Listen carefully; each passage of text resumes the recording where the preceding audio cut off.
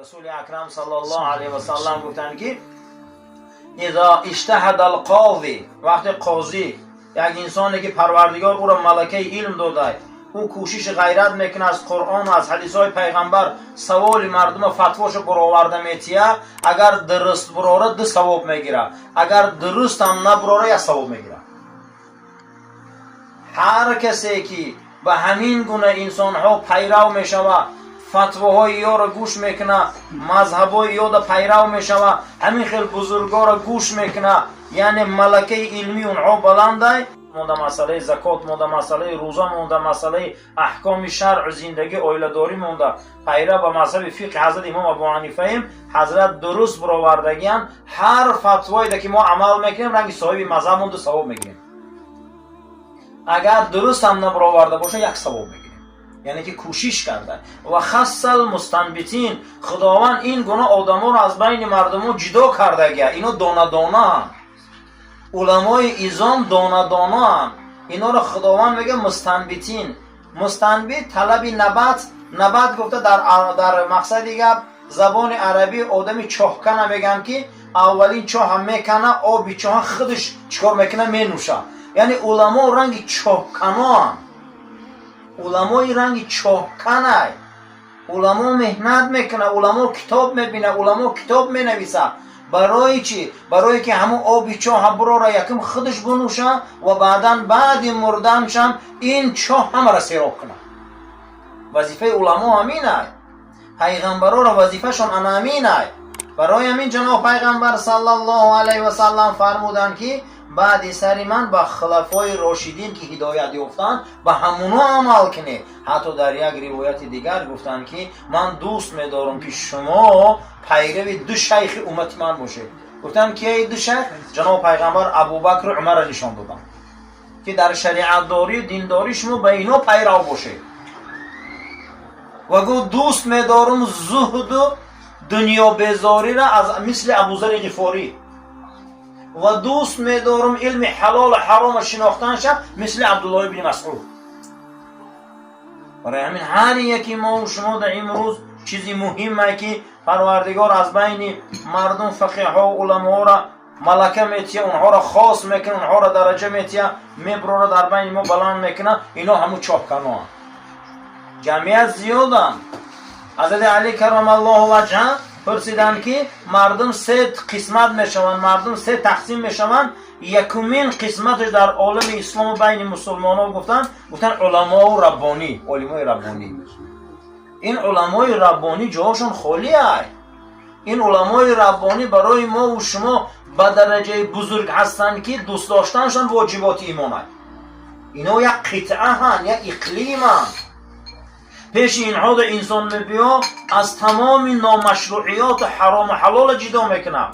این شوخی نیست که علما این وارث رسول اکرم صلی الله علیه و سلم. برای همین علما تقسیم کردن که علم دو تقسیم هست. یکی علم حلال و حرام که او را علم احکام میگن، در بین نماز و روزه و حج و زکات و همین میدرو. حدیثی که امام احمد روایت میکنه رسول اکرم صلی الله علیه و سلم فرمودن هر کسی یک مسئله دینی را در حلال و حرام، چه در مسئله فقهی که زکات و حج و نماز و طهارتش در یک مسئله را یاد میگیره با طریق ثواب و راه درست، به اندازه 100 رکعت نماز نفل اجر میگیره.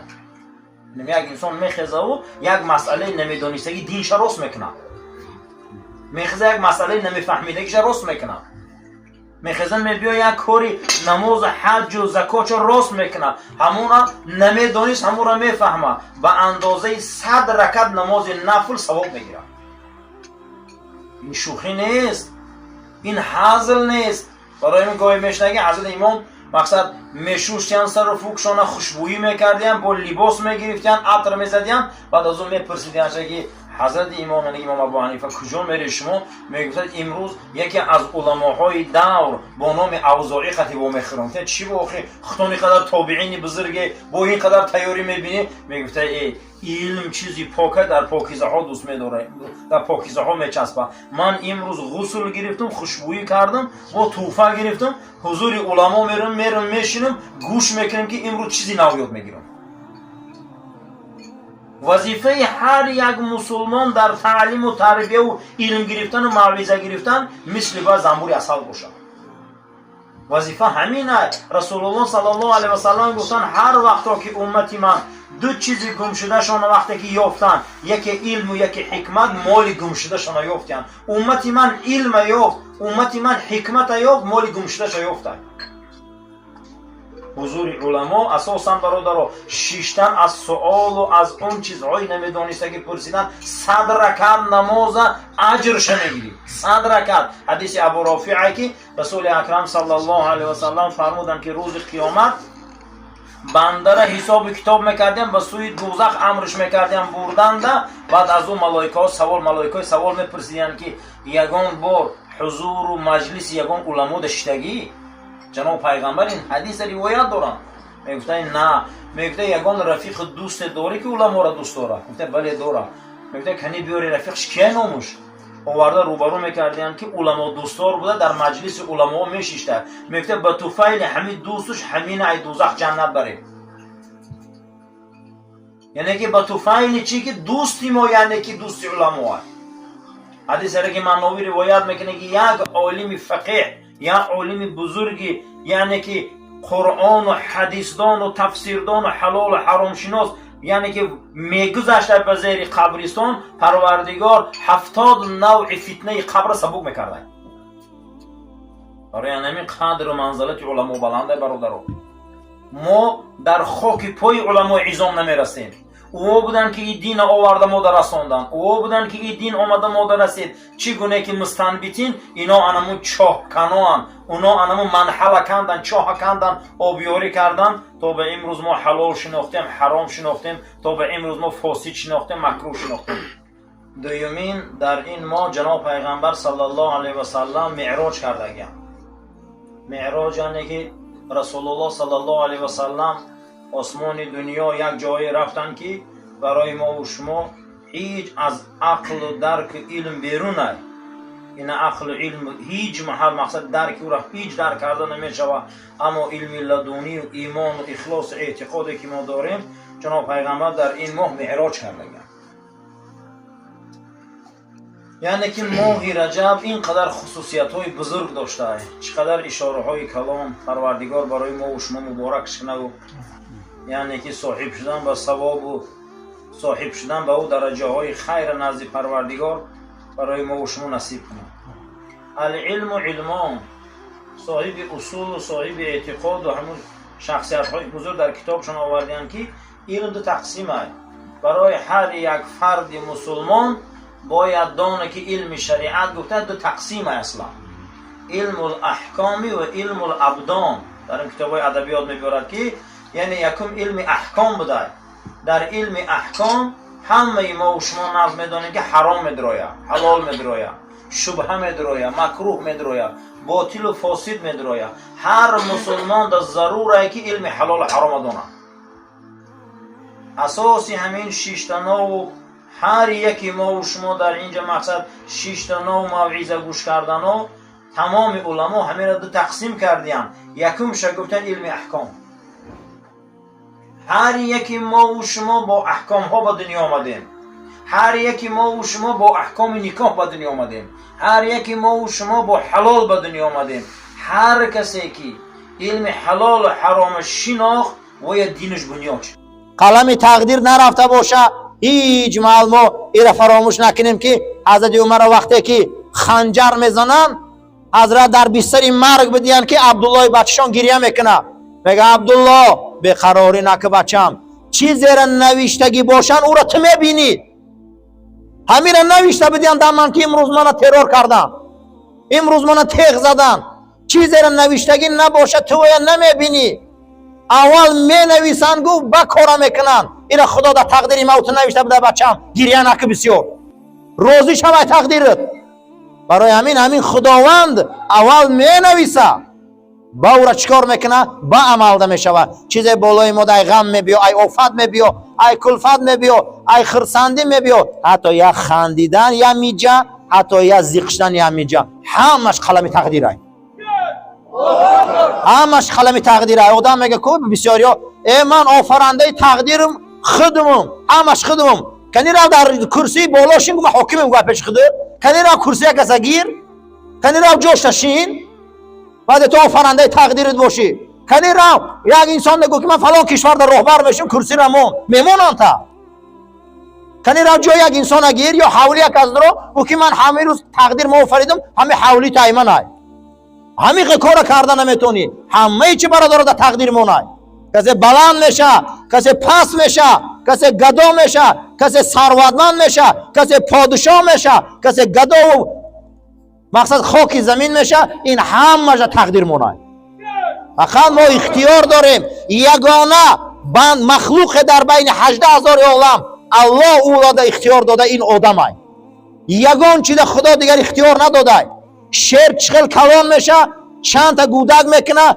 کدام گودکش میخواه میخره میکشه کدام شیری دیگر ضرر میرسانه ده همه رو شیر حقه اما آدم خیلی نیست آدم ده خدا اختیار داده گه اختیار میکنی جنت میری اختیار میکنی دوزخ میری ایروی انمی اختیار خدا مجبور نمیکنه ما اختیار داریم برادران میخواستی جمعه میومدی نمیخواستی نمیومدی انا میخواد خدا ما رو محاکمه میکنه چی کار غیر آدم چیز میکنه و درسته ما مکلفیم این چیارا ناز درک کنیم فردا ان شاء الله تبارک و تعالی جمعه دیگرمون در همین بابت صحبت میکنیم حضرت عمر رضی الله تعالی عنه در بالای کورپچه نشسته بودن و گپ میزدن میگفتن همون روزی که پروردگار آدم خلق کرد تمام چیز زندگی در کارش بود آورده در عقل و ذهن آدم موند آدم گفت ملائکه قد یک گپ زن ایجاش خست گفت همین کورپچه منم همون روز در ذهنش مونده بود انما آدم پدر مونه حالی کورپچه یگان چیز دنیا وجود نداشته در عالم بالا خداوند در تار عصبش مونده بوده که انمی خمیشه فرزندایت او مردمایی که اختراعات پیش رفتیار و یا در عالم بالا تقسیم شده گیه همون مردمایی که دستشون نمی بیایه و یا در عالم بالا تقسیم شده گیه ایده باید تنتیم همین قدر دنیا پیش روی بین همین قدر دنیا امروز اختراعات داره پیش روی داره همین قدر کلاسیکای ما قلم گرفتن دنیا را در نظم شعر گفتن ما دادن تمام دنیا را تا قیامت سیر شه در شعر کتاباشون گفتن اما عقل یک آهن به دو بالون مقصد دیگه ورید کردن و کفشگری کردن نیومد و خدا این برو تقسیم کرده گه یا آدم اصلا نه ادبیات داره یا آدم اصلا نه قلم داره امروز کیهان برو ما رفته است و خدا همون خدا دای این خدا تقسیم کرده گه برادر پروردگار مردم میره که انمی خیلی تقسیمات بزرگی داد در همین مقصد دیگه ذهنی و یا انمور حضرت عمر میگه همون روز خدا آدم خلق کرد و علم آدم اسماء کلها تمام زندگی تا قیامت چیزی که هست گفت در مینه سرش ماند در فرزنداش تقسیم شد این در بعد ما تنتیم یک مردم در خدا زیباگی داده یک مردم در خدا صنعت داده یک مردم در خدا زوری داده یک مردم در داناگی داده یک مردم در علم داده یک مردم در سودا داده این خدا تقسیم کرده گیه همه معلم خیمی شدن نمیتونه همه معلم فیزیک شدن نمیتونه همه دکتر شدن نمیتونه همه برادرها استاد شدن نمیتونه پیغمبر آمده لیکن همه مسلمان شدن نمیتونه پیغمبر برای مسلمان کردن آمده پیغمبر چیکار داره زوادی موده پیغمبر چیکار داره فابریکای موده پیغمبر چیکار داره تمامی پیشروی موده من کرده اصلونه تا گوشت خوب نخور زنا نکن ظلم نکن اوتات حرمت کن مسلمان کنی آمده رسول الله و چیکار داره پیشروی موده یگان جا دا پیغمبر زیدی پیشروی گاو زده گیه یگان جا دا گفته که همی کارا نکنه و علم پیشروی دا کردن گیر فقط ظلم نکن حرام نخور ناحق نگرد به انصاف نشو انا این در رسول الله گاو زده هر نماز ما میخوانیم که التحیات لله و الصلوات و الطیبات این شب معراج به رسول اکرم نازل شد این دعا آمده عرش الهی معنیش همینه که التحیات لله و الصلوات و الطیبات معنی التحیات همین بوده که ملک پادشاه اوست عظمت بزرگ اوست البقاء دائمی و زنده است و سلامت من الافات تمامی بلا آفتا و سلامتی رو فهمیتیم بلا آفتا رو برطرف میکنه معنی التحیات همین بوده هر نماز ما التحیات میخونیم معنیش همینه که خدایا تو با بروقتی در عرش و در قلم و در کرسیت، همه اینا در لوح ما را تقدیرامون رو نوشتگی. همش تی التحیات لله و الصلوات و الطیبات.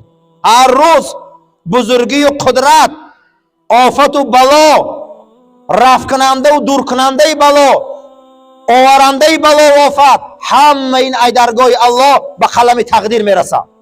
این عقل ما درک نمیکنه آخه بزرگی تره. او چیزایی که تو داری ما او را هیچ درک کردن نمیتونیم. تو همین خیلی قدرت ها داری، همین خیلی مخلوق ها داری. ما کیم که در پیش قدرت خدا هیچی نیستیم. این همین زمین تا آفتاب بره که ما با چشم ببینیم، هر روز آفتاب با چشم ببینیم. امروز علم اثبات میکنه، میگه با انسانی که آفتاب با چشم ببینه، اینجا نه قرآن و نه سنت، اینجا تمام اسرار فیزیکا گفتن که همین آفتاب بره که شما با چشمتان میبینه، همین آفتاب ای زمین یک محرک در کاره، یک همین حرکت کننده در کاره موتوری که از روی 300,000 ابرا در یک ثانیه روا 2.5 میلیارد سال به آفتاب میرسیدن. ولی ما هیچی را نمیدونیم ای علمی او. ولی ابا پیش پیغمبر خدا می آمدن میگفتن متى تقوم الساعه، همین قیامت تو میگی کایمه بیو کایمه شوا و همین آفتاب را ولی ما با چشم میبینیم در این قسال در کار بوده. همین آفتاب را رسیدن نمیتونیم ما، ولی قیامت یک صبح میبیاوی و یک روز میبیاوی. ارزو نکن یکی از قیامت ها آمدن عزرائیل بالای بالین مای. هر روز آدم مرده است، همین قیامت نیست. ما دو نمود قیامت داریم، قیامت خورد همون روز ما را در لحد میمونن، همین باور نداریم. همین دم باور نمیکنه که سر میبیاید. همین ما باور نداریم مردن خمونده یکی میبیاید. یک صبح جمعه میبینی که قیامت سر شد. متى تقوم الساعه، پیش پیغمبر خدا میبینی پیغمبر خدا قیامت کی میشود؟ جناب پیغمبر نگاه میکنه و قیامت میپرسی تیاری چی داری در قیامت؟ قیامت پرسیده است چی تیاری داری؟ میگه همین است، میگه اینی اقیم الصلاه، 5 وقت نماز میخونم، حججت البیت، حج زیارت کردم، ادیت الزکات، کم کم صدقه میتیم و همش میله. از همه این چیز مهم همینه که من خدا و پیغمبر دوست میدارم. جناب پیغمبر میگه نظر کرده گفت چی؟ تو خدا و پیغمبر دوست میدارم. تو در قیامت کسی را که دوست داری قطعی اول میخیزی. برای همین قیامت وقت میپرسیم ما چی تیاری داریم؟ صبح قیامت چی تیاری داریم؟ این صحابه با همین 4 کلمه گفتگیش چیکار کرد؟ یعنی که رفیق رسول اکرم شد. 5 وقت نمازش میخونده، صدقهش میداده، حج کرده، گفته خدا و رسول دوست میدارم. گفته فردا همین حالت، گفته تو فردا چی؟ قطعی ما در جنتی. و این الله تبارک و تعالی، اکنون این بحث من درباره لوح و قلمی که خدا خلق کرده او را لوح المحفوظ میگن. خداوند در حدیث قدسی گفت انا الله لا اله الا انا، من پروردگار الله شما، غیر من الله برحق نیست. من لم یصبر علی بلایی، کسی در بلاهای من دادگی صبر نمیکنه بنده هم. و من لم یشکر نعمایی، کسی در نعمتهای من دادگی شکر نمیکنه. و من لم یرضى بقضایی، کسی در قضا و تقدیر من راضی نیست. فلیتخذ ربا سوایی، غیر من را سراغ اگه خدای دیگه. همین کارو در نیست گو رو اگه خدای دیگه یا اگه کارش بود کنه. یعنی حدیث قدسی بده و مثل همین سخن خداوند در جناب پیغمبر صلی الله علیه و سلم خبر داده که جناب پیغمبر گفت قدرت المقادیر، تمامی تقدیرها اندازه کرده شد. و دبرت التدبیر، تمام اندیشه ها اندیشه کرده شد. و احکمت النسخ، نسخه ها حکم و پیچت کرده شد. و من رضی فله رضا منی حتی یلقانی، کسی که راضی باشه ای من و تقدیر دادگی من، فردا خطی من وام خره.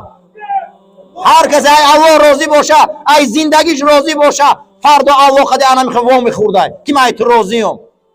برادر ما بنده خداییم، فقیریم، تنگ دستیم، قشاقیم، کم بغلیم، بیماریم، بایم، میلیاردریم، در همه حالت ما ای تقدیر الله راضی بودند فردا خدا خودی وام میخوردیم. گفتم فقط قدیما وا میخرن و من سخط فله سخط منی حتی یلقانی. کسی من شک کنه، کسی من غضب ما بیدار کنه، فردا قدیما وا میخره، غضب مقدی وا میخره. ما کاری کنیم برادرها، ای تقدیرامون راضی باشیم، ای تقدیرامون راضی باشیم.